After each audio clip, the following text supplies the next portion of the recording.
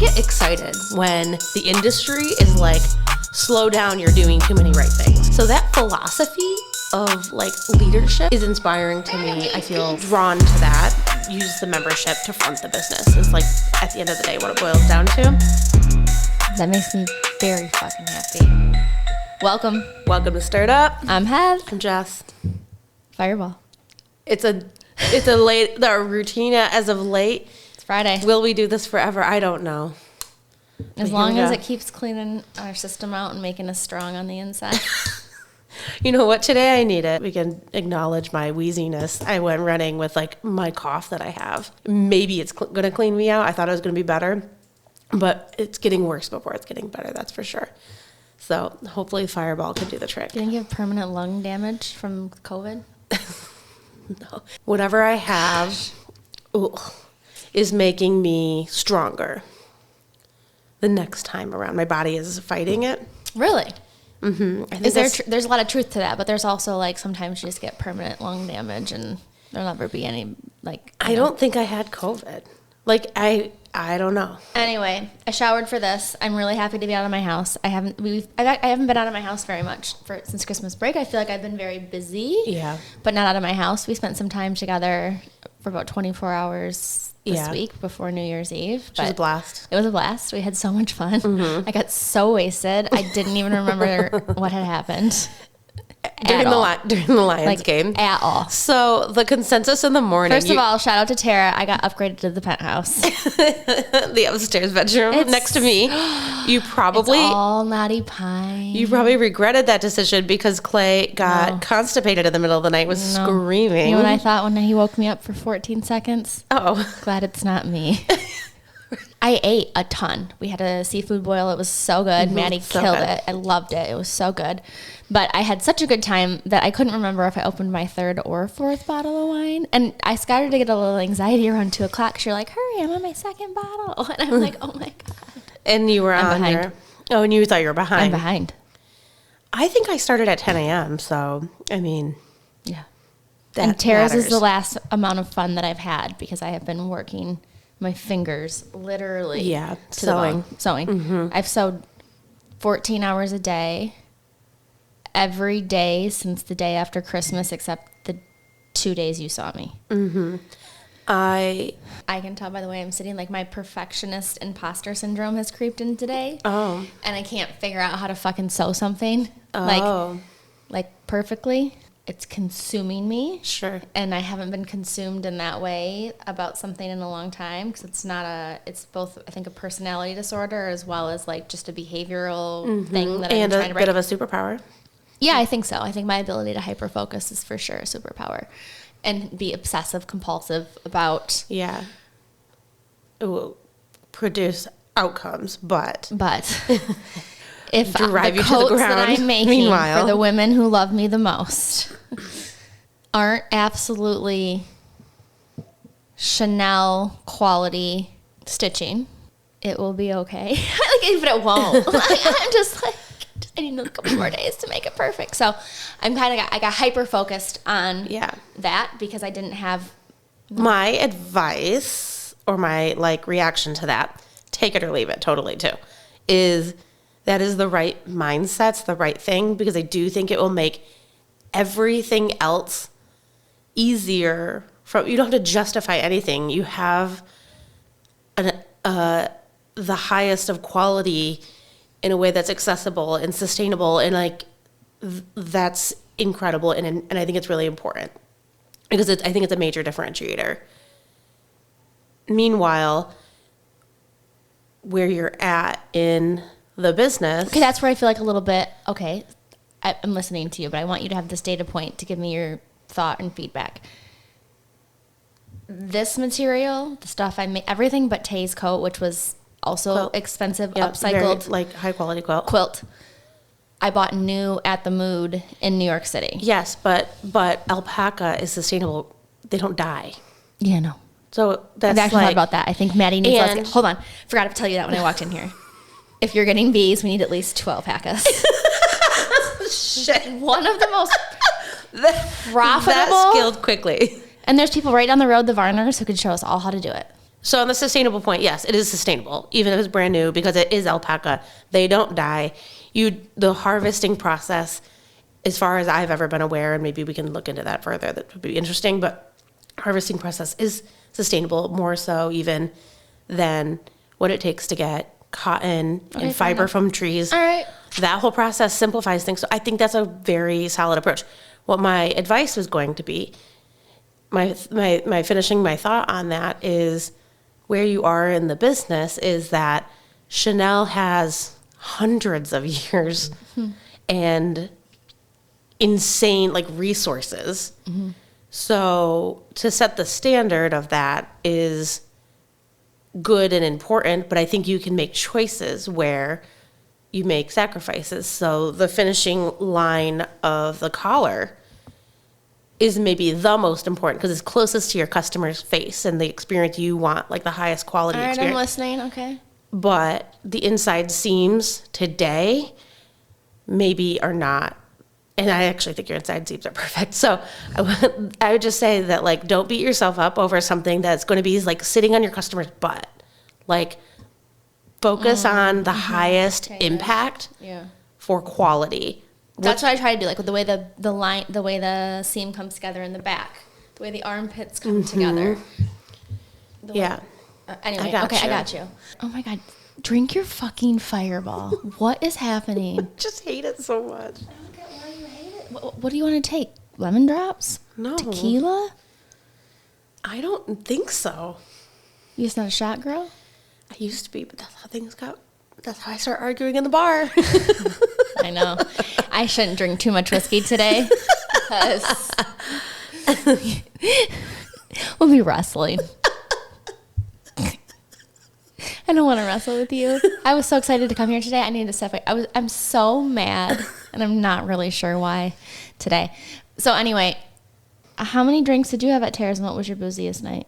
On New Year's Eve, I thought we were like slowing down in our week. We knew we were all leaving the next day, and the vibe was just like kind of quiet. Well, Tara found some Fireballs, so naturally, Thank God, we upped it a notch. And I was like slightly hungover in the morning, where packing and everything I was okay, but I got in the car and I was looking at my phone, which doesn't normally make me car sick, and I got hot, and I'm like, okay, I'm gonna need some McDonald's on the way. We gotta like turn this bitch around. I gotta recover. So that was my drunkest. I was done. And I think everybody was feeling so it. drunk. And I must have been really comfortable because not only did I not really have a whole lot of anxiety the next day, even though Mike told me that I should have. I did not think so. Not at all. Fuck you, Mike Smith. I did not think so. When we started telling the stories, I was like, oh, yeah, you did that. It was fine. Like, for example, one of them was... I literally blacked out. I do remember squeezing Mike's hand, like, aggressively as fuck. Like, almost to the point of, like, during the Lions game. But that's it. I don't remember you sending me the podcast. You don't remember it? I pretended I did. You were watching it. I think they turned up the sound of the TV so that they wouldn't hear the podcast. Can't hear a fucking thing. And then, at one point... They made a call that was in favor for who were we playing, the Vikings? You reacted positively to the call. And Grant was like, what? Grant goes, what team are you rooting for? Grant's 10, by the way. He's Grant's the like, best, too. What? The best. What team are you rooting for? And you're like, Justice.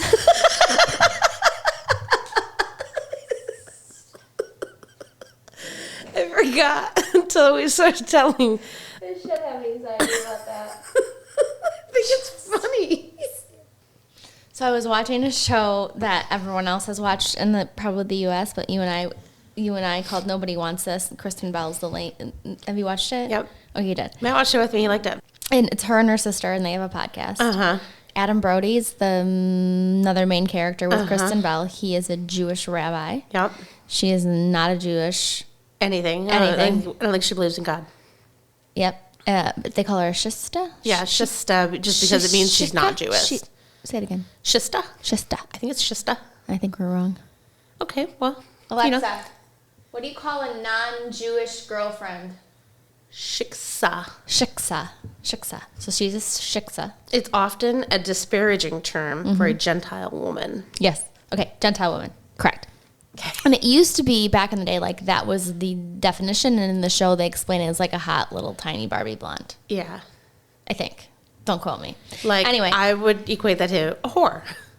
Well, in the show, what his sister calls her and her sister, the podcast people, whore 1 and whore 2. Yeah. And remember when she walks into the bath. Also, now the blonde girls are whores, by the way. Hold on. I'll tell you something that's very relatable to me. Yes, please. So Adam Brody in the show is on a men's basketball league that he hypes up for Kristen Bell. And she looks like a fucking dime piece going to this game. And, you know, if you're into sports, you could make any game exciting, which she did. But she gets there, and first of all, the team of Jewish men is called the Bar Mitzvah Balls, or the Mitzvah Balls, or the Bar Mitzvahs Balls, which is funny and weird and quirky, and she says that. But she gets to the gym, and I think she thought she was going to like a Lakers game. Like that was what that was the vibe. And she gets there, and it's like going to the community center on a Wednesday. Correct. Where like the photos look like everyone's best life is happening, which it is. But at the same time, she was like, yeah. Like, okay, bros. Okay, bros. Like there was 6 people in a gym on a Sunday, and he had hyped it up to her like it was the World Series. It was very relatable. Very relatable to me. So I'm hosting Christmas Smith. We call it Smithmas. Smithmas is on the 5th. So we're having brunch, mimosas, China Palace takeout, games, and exchange. That's the Smiths. Fun. 19. And then 30 people you and Mom will cook for on Monday for Tuesday, which is meatballs, marinara sauce, and focaccia bread. Okay. If you can come. Okay. And Mom's excited. But she also wanted to know if you could cook gumpki. No, I don't have a clue what that is. That would be interesting. Okay. Mom says you're Polish? Yeah. She goes, if she's Polish, she should know how to cook gumpki. No, Or she was not weird about it. She goes, I wonder if she could cook gumpki.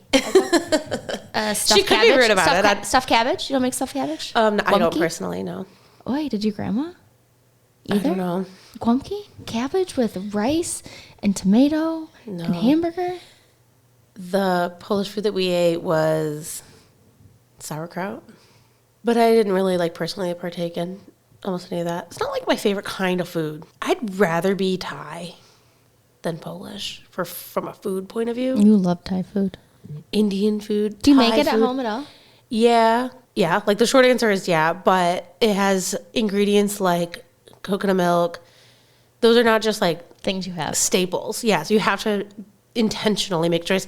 So what I tend to do is use some of the seasonings and then like the chickpea onion little concoction. I was thinking about that today. I wanted it. I think if you put some cheddar cheese on top of that, it can really make it. Oh, sure. Like you can really get. It kind of depends on what I have available. Sometimes I put fresh vegetables. Like sometimes it's a sweet potato. So I have that's sort of like a core thing, and then I make it like a little. Sometimes I just put like a curry seasoning on it. Yeah. And I don't know. So I make my own Thai. Yeah, but it's like my own recipe. Like not even a good recipe. I wouldn't necessarily say. It's just kind of survival food. But it's sort of better than like ramen noodles. That's how I see it. The fact that you put 3 to 4 fresh ingredients in something and call it survival food. One of it's canned. I'm eating a Reese's from the 7-Eleven. Survival for me is like begging for food, not cooking it. And I think I eat more food in a day. Like my body, my mind needs to eat more food in a day. So I'm trying to do my best with time, taste, and calories. Very pragmatic. Well, I mean, I've spent a lot of time thinking about it. I'd like to fit into my jeans again, but it went up from last 2 weeks. Not ideal. So I went running today, but it's going to take some time. Because you love veggies. Yeah, we don't. John's I don't know what's wrong with me. I think these. Same. I've noticed. I've noticed. No, it's not my weight that's obviously bothering me. It's that the amount I've drank and not moved since summer ended. It's now just going to one spot, which normally does for me, which I call the Grinch bod. I forgot you called it that. Also known as skinny fat. I wish I was the best shape of my life this summer.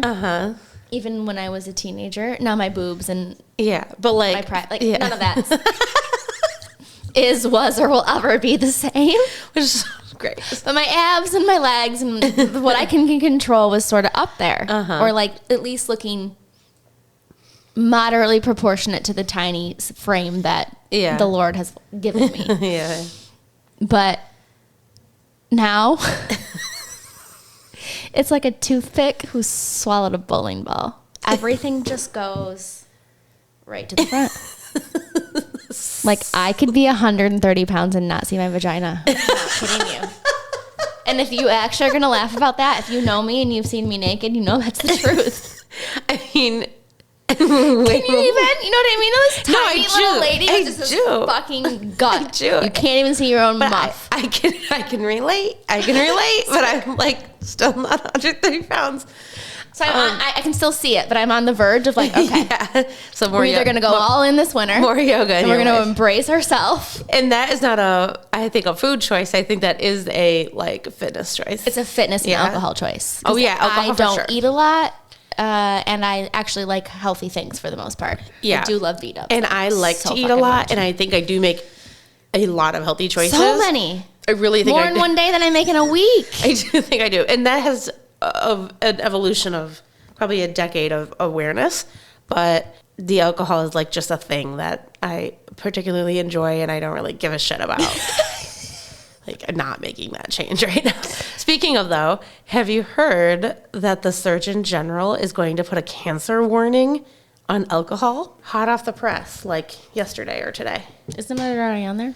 Is someone what? Isn't it just pregnant women shouldn't consume alcohol? Correct. But I heard we're consuming like more alcohol than we ever have, and cancer is getting younger and younger because of our alcohol consumption. Oh, interesting. Like legit. Like we're poisoning our fucking insides with alcohol.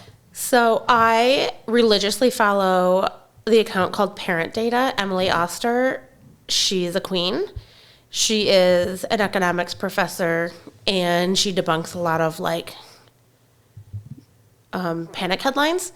So she said, hey, we saw you, we're on it, we're going to respond to this. So I'm going to hold out. Oh, so she has not given an opinion yet? Not yet, because this is just today that this was announced. But what he says... She's viable for you at this point in your life. Deeply. What's her name? Emily Oster. She's an economics professor at Brown University. Oster. Where's Brown? Massachusetts? Yeah, I think. Well, I'm curious about what's going to happen with the Surgeon General. We're going to have to follow up next week, I guess. But why? Do you know what prompted this? Alcohol is the third leading preventable cause of cancer behind tobacco and obesity. Just to put this into perspective, alcohol is responsible for 100,000 cases of cancer in the United States each year and 20,000 cancer deaths. 0.0002 chance. So this is fucking dumb. So why? What's the why? Well, that's the government doesn't control enough. We're going to prohibition again. Yeah, like I'm getting pissed.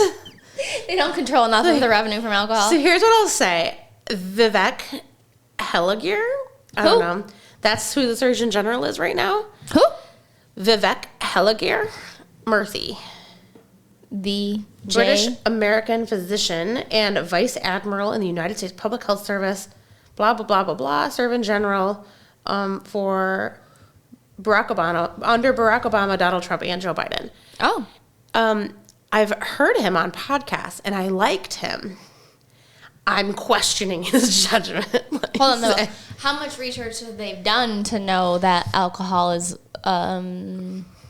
So I think that's what we're going to... Is there a lot more to be... he did... Data is... You only have the data you've collected.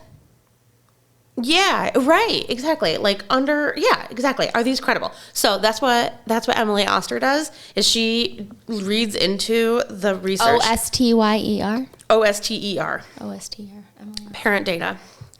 She reads into the research and says, well, this is why this study says this, and should or should we not be worried? And I'm going to follow back up. Did you know that there are more people who smoke weed daily in the United States than there are who drink alcohol daily? We just learned that some people can develop cancer or linked cancer to alcohol. A very, very, very, very, very tiny amount of people, but they can in drinking it daily or whatever the dose is. Then okay, maybe just Take Mondays and Tuesdays off. I don't know. Don't be a quitter is Jessica's message. I'm saying, let's listen to what Emily Oster is going to tell us. Oster. Bible. The other random thing that I was listening to and reading about this week is Elon Musk is making his own city. What? Like Sims? Like, or he's moving, Roblox? Yeah, he's moving his whole, like, all of his companies to some middle of nowhere place. He's making his own city. Mm-hmm. And I think that's the weirdest thing I've ever heard. Where do you think it's going to make a city? It's in Texas. South Texas, outside of Austin. So you keep saying Austin. So everyone's like, oh, you're going to Austin. But no. You're going 2 hours from any major hospital. Yes. You have to have all your own stuff. So, like, life created by Elon, childcare created by Elon, like, that creeps me out. Why does he creep you out? He never used to. I used to really like him. Why is he creeping you out?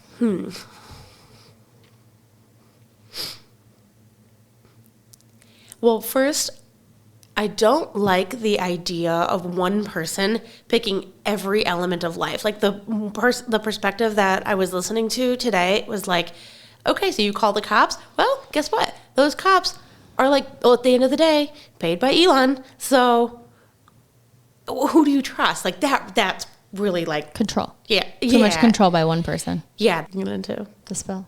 The real tea. Yeah, we spilled. The real tea, meaning I'm already feeling very crotchety. Okay. And Costco, there's nothing that pisses me off more than a good trip to Costco. Okay, we didn't tell everybody we were doing Costco. What do we got for How do you feel about Costco? Oh, well, first of all, hey, are we ready for the real tea? I'm ready. Are you ready? Okay. Take a fireball. Oh, God. Then I'm going to shut up and you're going to talk. Yes. Okay. I'm prepared. Yes. I got this. Because I was about to tell you what do you got for us, and I was like, I thought I saw the panic in your eyes. Fucking thing. Fucking thing. Sewing. Okay. All right. So we're ready for the real tea. We're going to talk Costco today. Oh, God. It's kind of been on the list for a minute, and others have said, like, let's talk Costco. So, by demand, here we have it. Costco on the real tea. I'm sipping this. You know what we need? We need a little snack bar. A little snack bar? Mm-hmm. Okay. Chex Mix or Cheetos or sour cream chips or chickpeas and onions and curry. We can't eat on mic. The sound would be awful. You know what's awful? Listening to me move the entire time we record. I can't even cut it out. I haven't taken my ADHD medicine in a long time, and I'm not going to because it does everything but... Well, it helps me sit still, but that's pretty much it. But all I heard myself was like crashing back and forth. Like I'm the sound woman in the background. It's 3/4. Nothing I could do about it. I'm sorry. I mean, I do cut some of it out, but when it's like in the middle of the discussion. I think you just didn't buckle me in. Like I'm in just buckle you in. Like I'm in a fair ride or like a Cedar Point ride. Cedar Point. It would never stop you. So, how do you feel about Costco? I have a love-hate relationship with Costco. Okay. Just like a lot of the brands we've talked about, it serves a time and place in my life. Sure.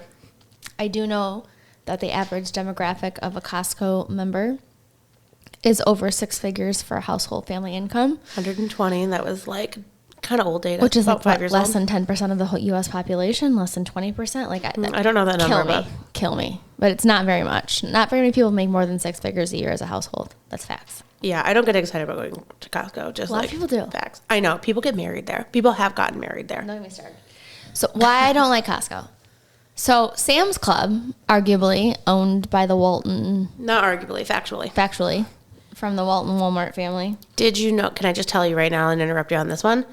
Sam Walton got the idea of Sam's Club, and a lot of choices inspired at Walmart were from the founder of Costco, basically. Well, thank God Sam Walton made it better, because when you go to Sam's Club, you don't give your card when you come in.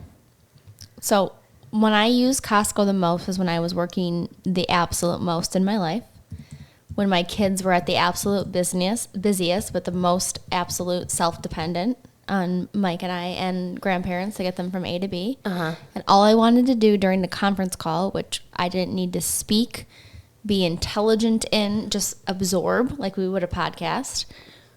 Sometimes I'd want to go to Costco on a 2-hour meeting about the latest R&D innovation and walk in, get my shit, and walk out. Not at Costco. They don't allow that as part of their experience. No. You got to walk in. You got to talk to somebody. They ask you for your fucking card.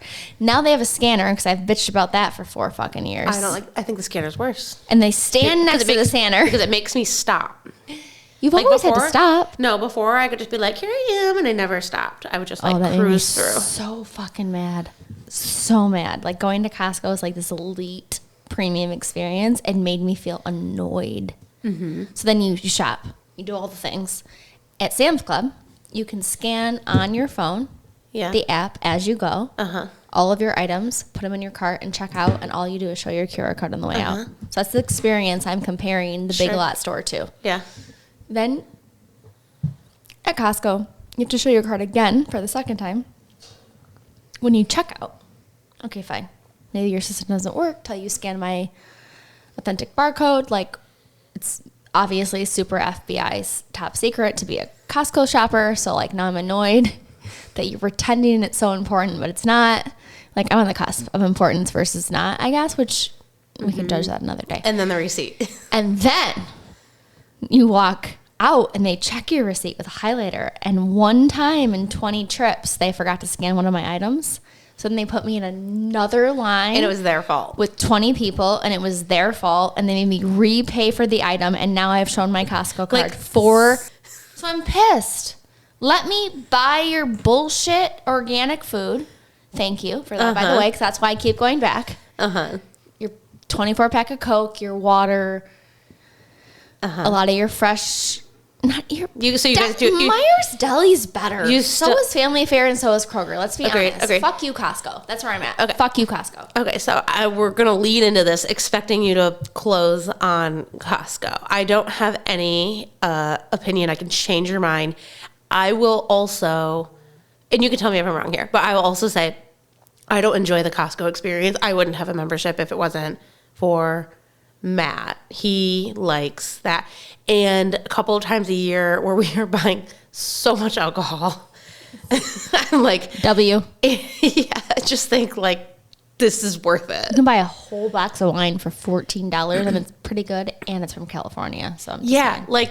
Okay, because Kirkland, because we're going to spend not a lot, but like a third of our time talking about Costco, probably talking about the whole Kirkland brand strategy. It's very interesting. And when retailers choose to private label, it's typically what investors and like analysts call a like buy down. You're making a choice to buy a less than product.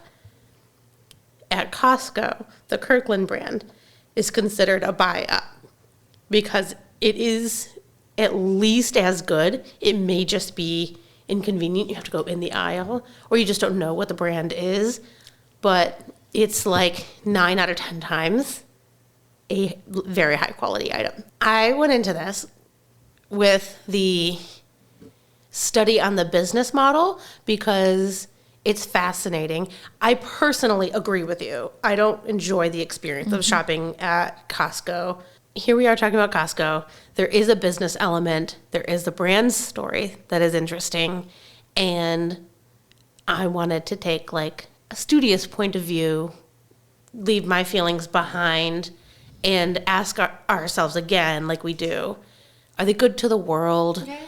You know, like just because we don't like that experience, it's not for us. Yep. Are their values the right value? You know, like evaluate it and therefore justify whether or not those who do love it, is it worth shopping? So, a couple of interesting things about Costco.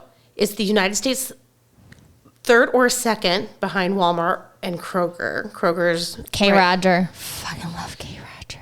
Yeah. It's up there. I've seen some reports that say it's the second, so I wonder if it's just sort of like kind of neck and neck and they go hand in hand. But they only have, it's less than 1,000, less than 900 stores, right around 900 they call it locations because they're warehouses. They have them strategically placed in. They drop ship right from there with it. They drop ship and then you pick it up with an in-store experience. Yes, and they have very, very, very limited like storage. All of their storage is by design in your shopping experience.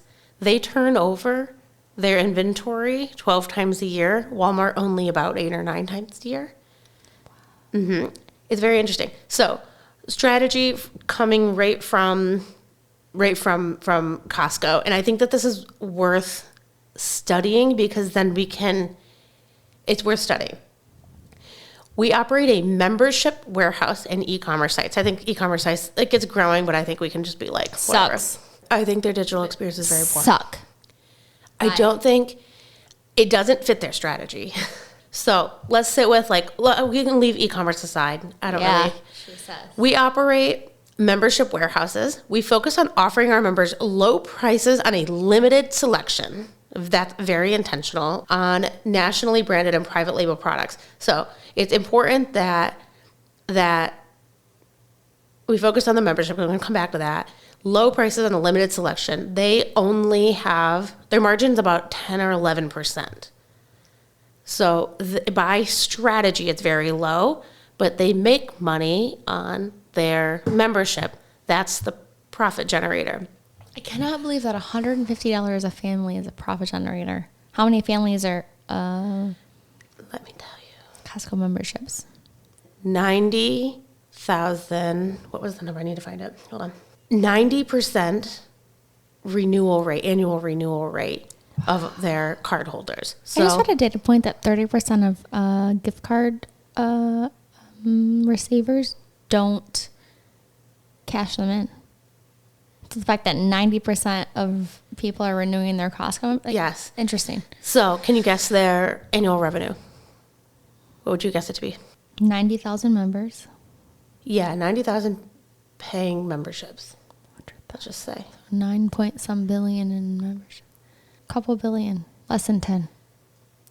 249.6 billion at an increase of 5% from last year. Guess what their What's the sauce, Mama? Guess what their stock price is? It's the membership. But guess what their and there's 90,000 members in their business services. Guess what the Kirkland brand alone is valued at without gas. I've been drinking their shitty fucking California Pinot Grigio, which I do not drink any California white. Pinot Grigio? $14.99 for 4 bottles. I'm going to give it a 10. No, that's not true. What's a 10? That it's a score of a 10? 8.6. What does that mean? It means like out of most of my days of the week, you're in Costco. Okay.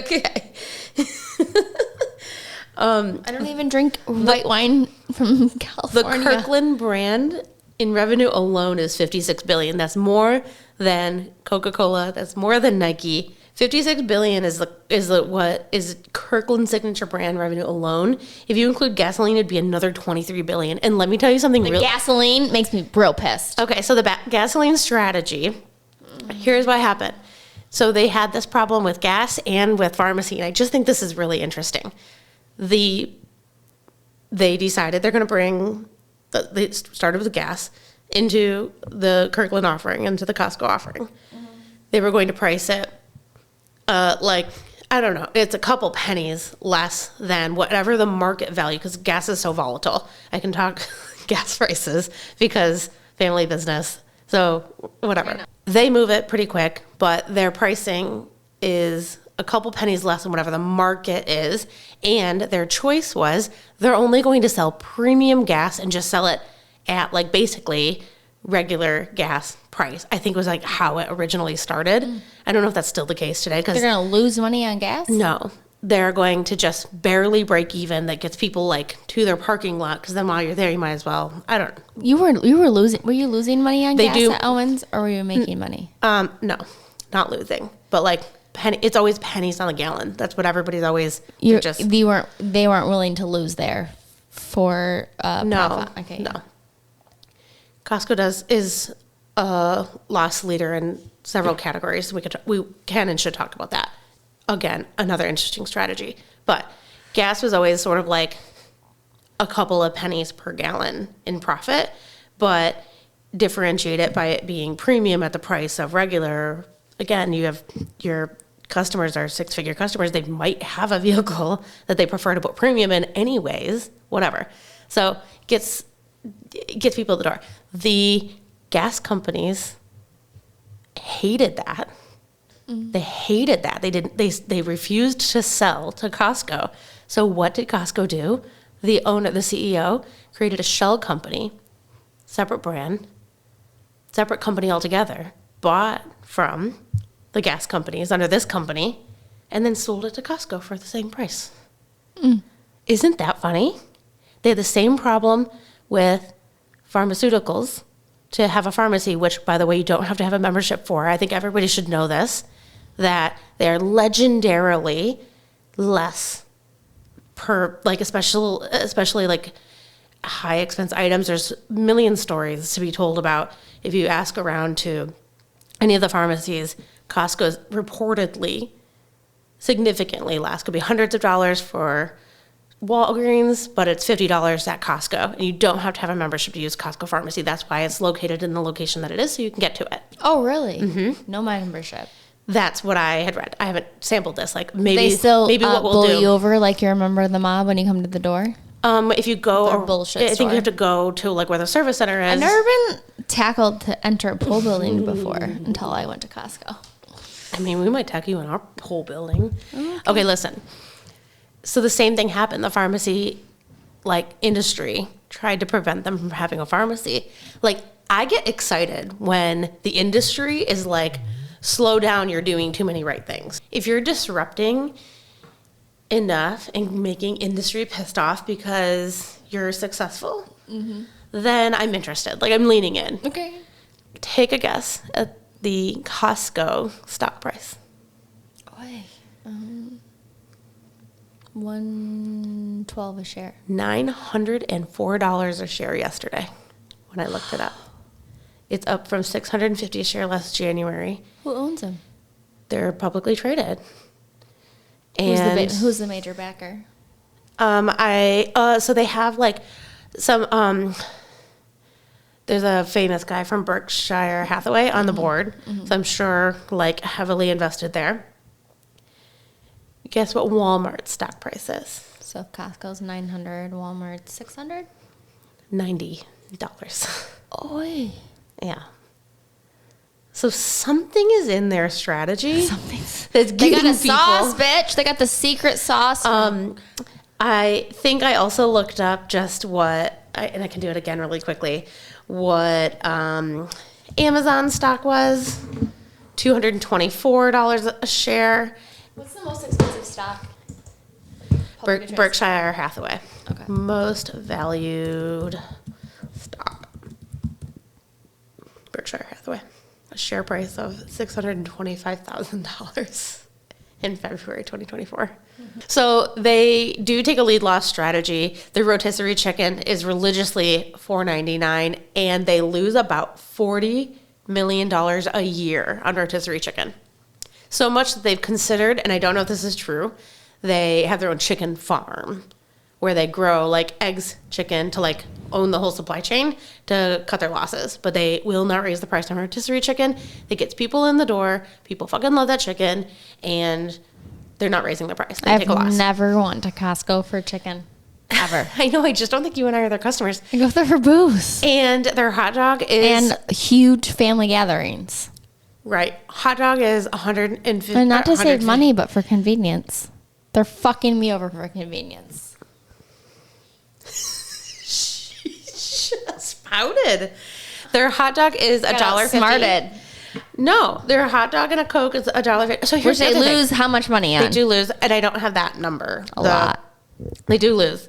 That's the other like loss leader choice that they make. That like they religiously, the CEO, the longtime CEO, objectively the founder of Costco, because there's a little bit of a funny history that I do want to like just put a nod to, even if we don't spend a long time talking about the history when we talk about leadership in a minute. But the founder of Costco said, to his people, if you ever fucking change the price of the hot dog, I think he said, I'll kill you.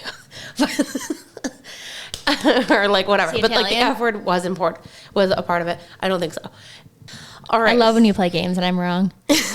And right. Makes me happy. All right. So I've got 1, 2, 3, 4, 5 different products and different categories too. Kirkland brand, what's behind it? What's the private label? So first, their Kirkland espresso Is it blend. A, B, or C choice? Coffee. No, you just have to take a guess, or I could just tell you. I could like whatever. But what would you guess is their Kirkland brand coffee? It is. It's confirmed on the packaging on the back. Kirkland offers certain varieties of their house blend with a stamp custom roasted by Starbucks. Is Grey Goose vodka the Kirkland vodka? Yes. Denied. The global ambassador for Grey Goose denied the rumor in an interview with Business Insider. Costco representatives will never comment. Have never commented, and I don't think they ever will because they want it to believe. Grey Goose. They want it to believe That's what I it's heard. Grey Goose. I know that's what everybody thinks. It's like a deeply rumored. Duracell batteries. Is it Kirkland batteries or not? Mm-mm. It is. Costco's CEO, like a recent CEO, revealed that Duracell is the manufacturer of the Kirkland series batteries in an interview with Atlanta station WSB TV in 2016. I feel like he leaked it on accident. Everything's an accident. Well, sure. Their wine. Oh, it's fabulous. I was going to give a little, like, because we like the wine. Mm-hmm. I did learn a little bit about the wine. Mm-hmm. But it's not, like, fun for the game because it's so complicated. So every one of the Kirkland, like, categories of wine is a different, like, winery. So, like, for example, Cab Sauv is believed to be the Galileo family, which is a very cheap wine. This is not a good, like, not.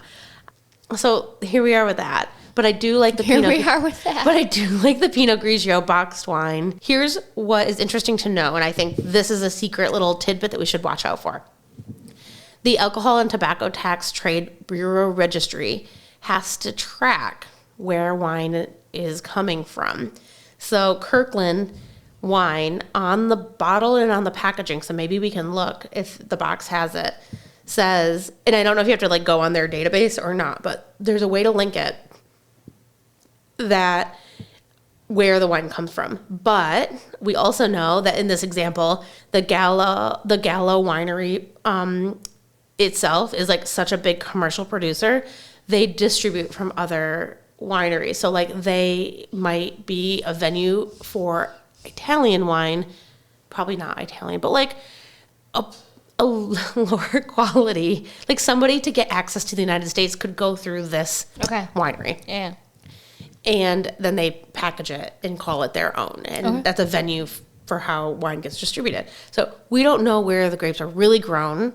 We just know where Kirkland buys it from, and it has to be recorded. So what we can do, like offline, maybe follow up something interesting, is do a little wine taste testing. Mm-hmm. Do we like it or do we not? And where did it come from? And do a little research. Might be fun. I love that. Yeah, maybe do like a TikTok live. I'm going to do like a little history lesson and then talk about company leadership, and then we can wrap this bitch up. Okay. The history lesson is relevant to the leadership story and the current culture today. So Costco was founded by a guy named Jim Sinegal. He worked with a guy named Sol Price for his entire career. Sol Price was like the son of immigrants and really just wanted, like, I think he was a lawyer and really just wanted a better place to shop, like a better value place. So his whole fundamental philosophy was like, so he created FedMart in San Diego only for federal employees, a lifetime membership of $2. He was like the original sort of membership man. Yes. He was who influenced Sam Walton in the whole Walton experience. It's allegedly that Amazon Prime membership came from the idea of these like theory of memberships that all came from Sol Price. Okay. And he struggled, like truly struggled, iterated on different businesses. He created FedMart in San Diego. When he started to open other places, San Diego had a higher living wage. But he said, everybody who works for FedMart in all of our locations will make the same wage, even if they work just as hard. Why will they have an adjusted rate? They do the same job. And I thought that was just so interesting. Lots of things that he did in the company practices and policies were like good for the people. I teach my people, we don't training manuals. We don't train people. They're not pets. They're not animals. They are humans that need to be like coached and mentored. They need to think that they are owners in this company too, so that they can see the big picture and do what needs to be done like on their own accord, not because someone told them they just had to do it. Mm-hmm. So that philosophy of like leadership is inspiring to me. I feel drawn to that. I think this is like a right approach. So Jim Sinegal worked for Sole Price since he was 18 years old. Unfortunately, when FedMart was doing poorly, he Sole Price sold it to like a German dude a chain, whatever, who then ultimately had majority shares, forced Sole out of the company. And at age 59 years old, he started another company called Price Club, which did pretty well. That's when Jim Sinegal also, I think, worked for him. He worked for FedMart. At some point in the early 80s, that's when Jim Sinegal left PriceSmart under Sole, like this whole sort of Price Club buying membership club thing, and started Costco with another guy. And a decade later, Costco and PriceSmart merged. Okay. So PriceSmart, which came from Sole, that dude. The dude.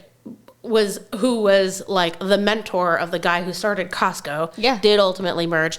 Their values, everything were like built on the same foundation, and they completely and totally merged. And the leadership lessons that Sole instilled in decades of trying to like iterating on a Price Club, FedMart, like this membership model of low margins, but high quality products, get people in the door, use the membership to front the business is like at the end of the day what it boils down to, but still be good to their people.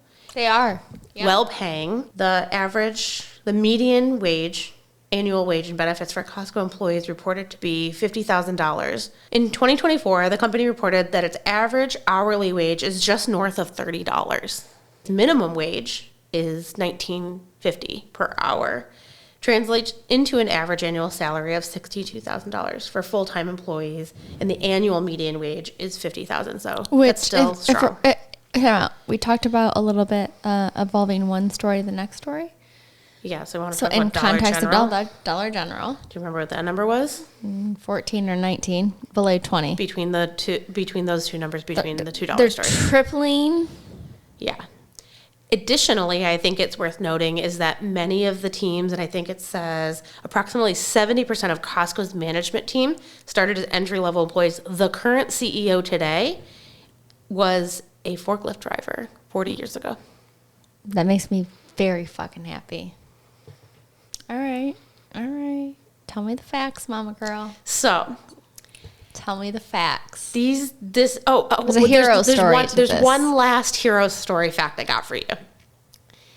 Are you aware that activist investors are suing and minimally, advocating aggressively for companies like Walmart and Costco to cancel their DEI initiatives, their diversity, equity, and inclusion initiatives, and sustainability initiatives, saying that it's an undue expense and it's taking away from shareholder value. Mm-hmm.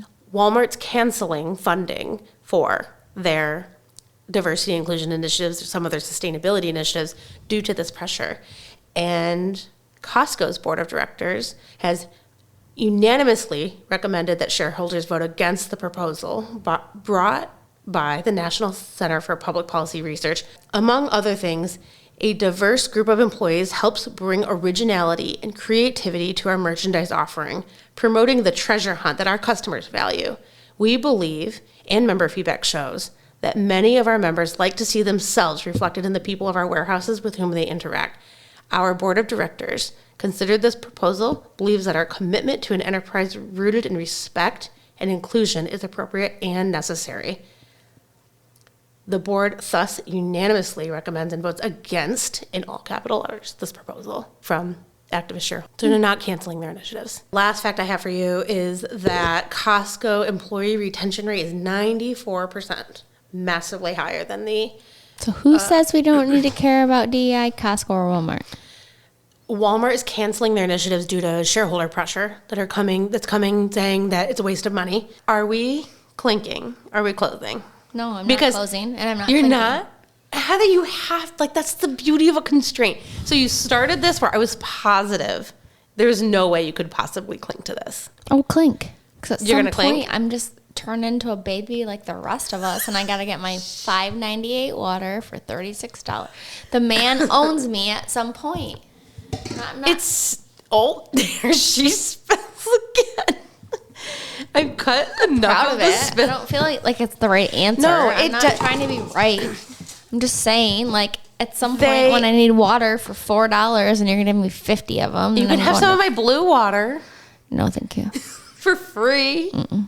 So hey, Market that water better than Costco. I'll only drink your listen. I'll only challenge that fucking it water. is still a market and a choice. So nobody owns you.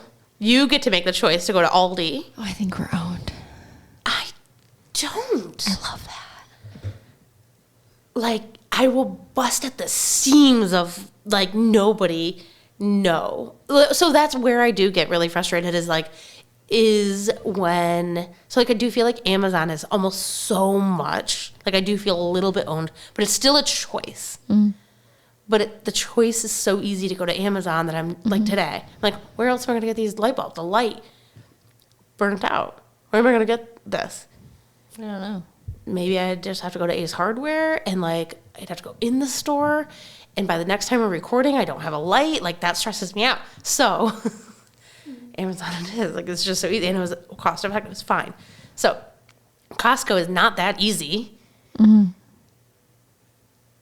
No, there's no way they own anything to me, but it's still a choice, and you don't like the experience.